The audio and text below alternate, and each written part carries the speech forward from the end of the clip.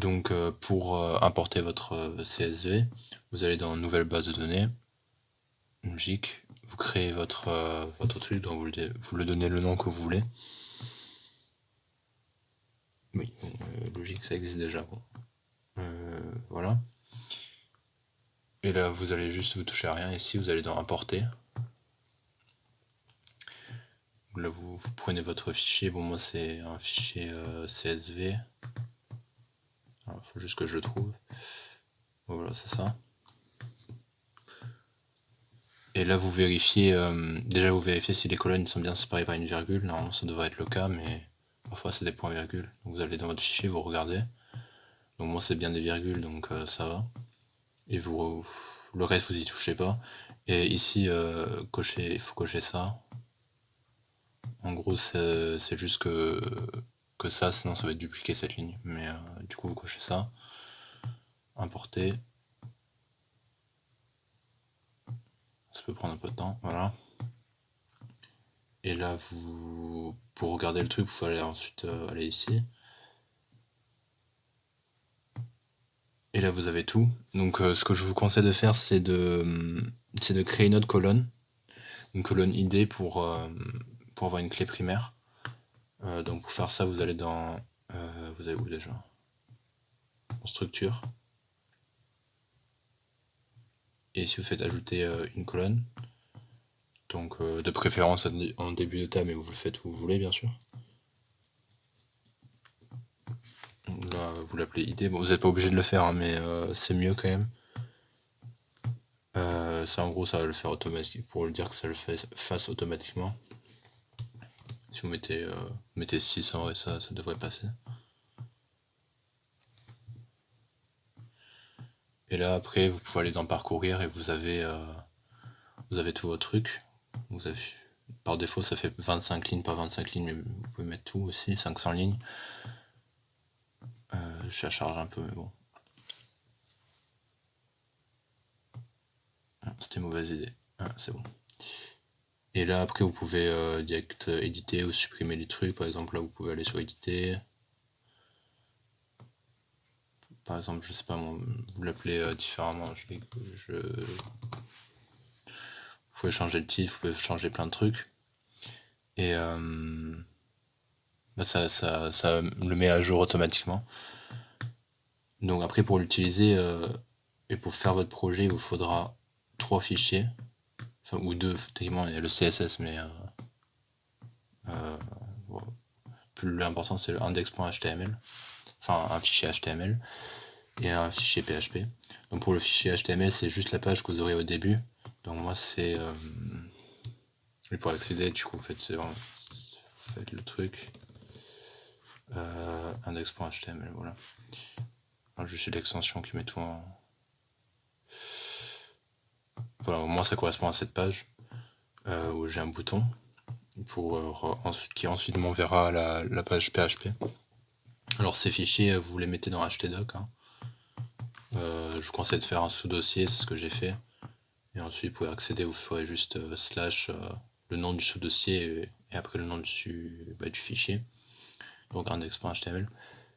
Et dans le HTML, en fait, vous faites une balise forme avec donc action égale, ça enverra là vous mettez le nom du fichier de votre PHP, donc moi c'est musique.php. Et après vous indiquez la méthode, donc c'est soit get soit post. Moi je l'ai mis j'ai mis get du coup. Et bon pour la classe ça c'était pour le CSS. Ne faites pas attention. Et après là vous mettez votre truc, donc moi j'ai fait un bouton comme ça là où on peut sélectionner. Et ensuite ça c'est important, vous avez le name sort.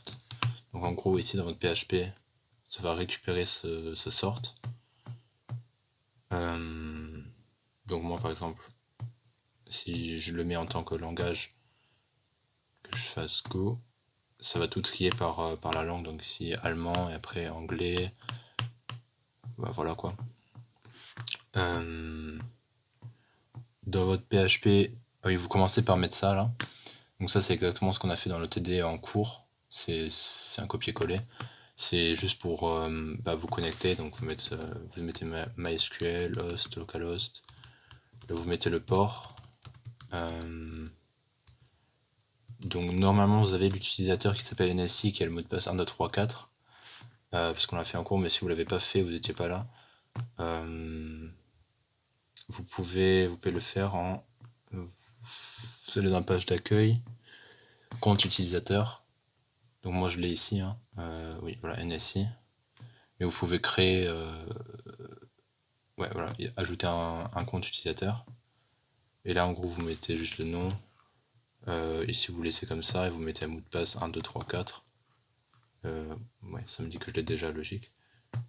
Et vous cochez ça, en gros ça donne les privilèges à tout. Bon moi je vais pas le faire du coup parce que je l'ai déjà, mais voilà. Ça pour moi ça c'était juste pour éviter les injections SQL. En gros ça fait juste en mode que c'est obligé que ce soit un des 4 trucs et que ça autorise que ça.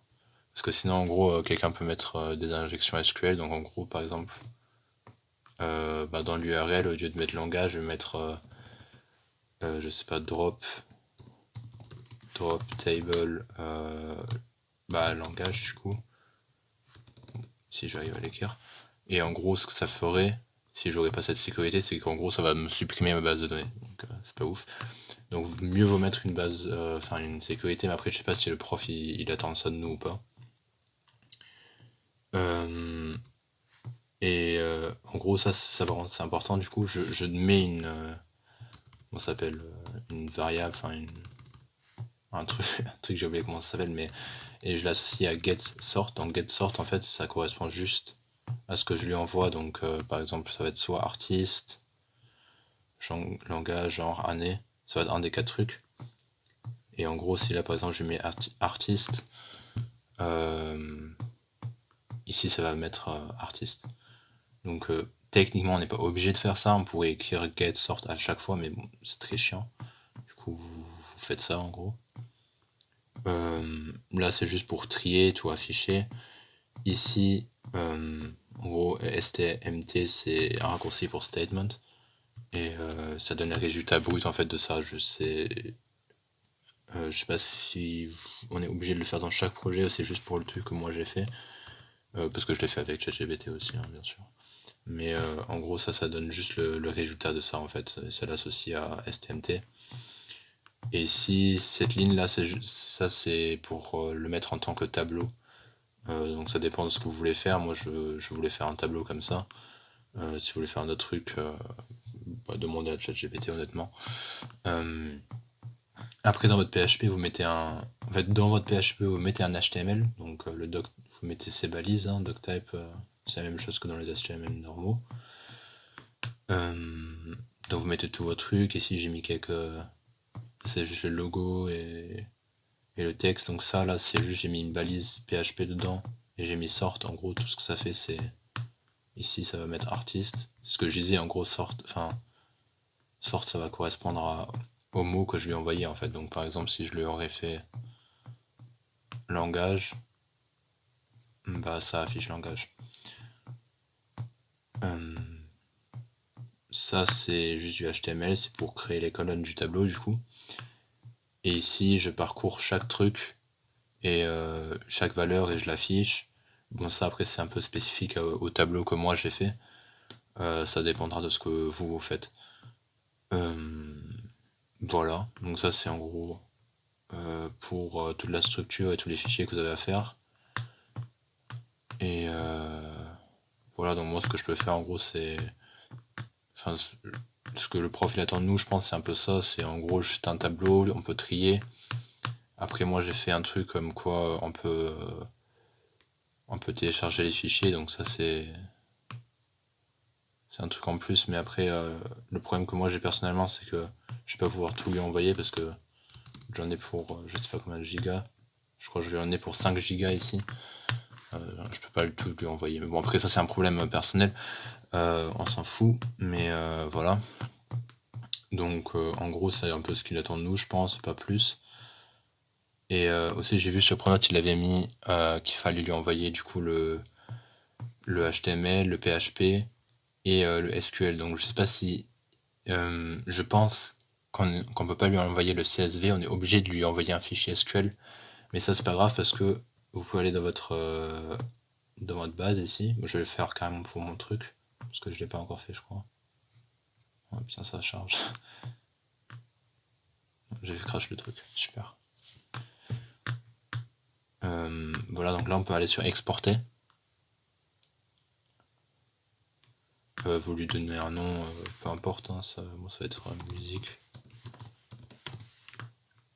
Et ouais, normalement vous touchez à rien. Cliquez exporter et là vous avez le... Oups.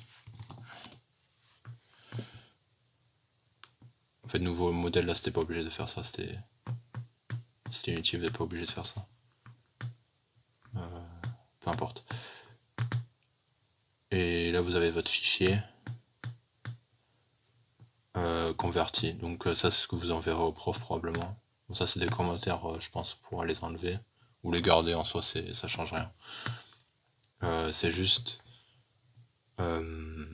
pour lui en fait ça fera que il aura juste à mettre le SQL et il aura pas à mettre des trucs spécifiques pour le CSV comme nous on a dû le faire. Et bah d'ailleurs du coup je vais juste vous montrer au cas où vous avez un fichier SQL et pas un fichier CSV, car du coup c'est encore plus simple. Tuto 3. En gros juste ce que vous faites, c'est vous faites la même chose, vous faites importer. Vous mettez un fichier, donc moi je vais mettre le SQL que je viens de convertir. Voilà, et juste vous faites importer, vous touchez à rien. Voilà, il y a quelques lignes, du coup il prend un peu de temps. Et là ça a carrément tout fait. Et on a la même, exactement le même truc. Et ça permettra aussi de vérifier, hein, vous pourrez vérifier après si votre SQL il correspond bien au CSV que vous avez de base, si vous avez converti. Parce qu'en gros en fait il fait déjà il le fait en SQL, donc bon après c'est cool. Bon, on s'en fout en fait de l'explication, mais en gros il faudra envoyer ça au prof, le SQL et pas le CSV. Et voilà, bah, je crois que c'est tout. J'espère que vous avez compris, hein. Et j'espère que vous avez entendu, parce que je sais pas, la qualité audio elle est pas ouf.